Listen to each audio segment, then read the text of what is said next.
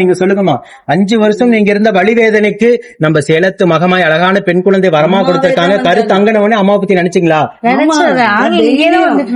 அம்மாவுக்கு நன்றி சொன்னீங்களா? கருத்தங்கனவனே இப்ப ஆயிரக்கணக்கான பேர் உங்களை வீடியோ மூலியமா பாத்துட்டு இருக்காங்க. அவங்களுக்கு என்ன சொல்ல விரும்புறீங்க? அம்மா பாக்குறீங்க, அம்மா காலில் உழுவணும். அம்மா எல்லாமே நல்லது செய்யும், எல்லாத்துக்குமே நல்லது செய்யுது. கண்டிப்பாமா. உங்களுக்கு மழலை செல்வத்தை கொடுத்தது போல அம்மாவை தேடி வர அத்தனை தம்பதிகளுக்கும் இல்லங்காம நம்ம சேலத்து மகமாய் மழலை செல்வத்தை கொடுக்கணும். நீங்க வேண்டிக்கங்க.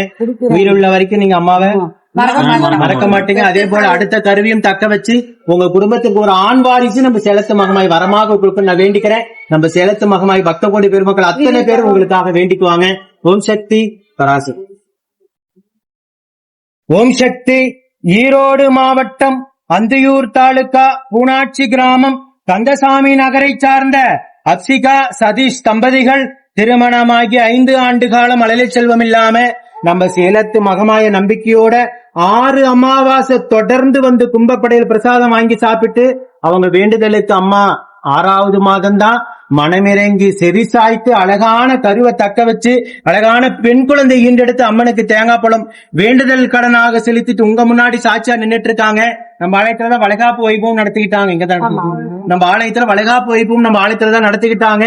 5 ஆண்டு காலம் அவங்க இருந்த கடும் தவ வாழ்க்கைக்கு நம்ம சேலத்து மகமாயே மகளாக வந்து பிறந்திருக்காங்க.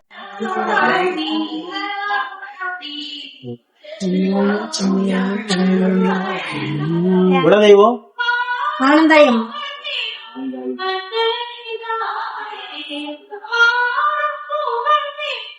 தமிழிலும் சொல்லிடுவோம். குலதெய்வம் அம்மா பேர் சொல்லிட்டு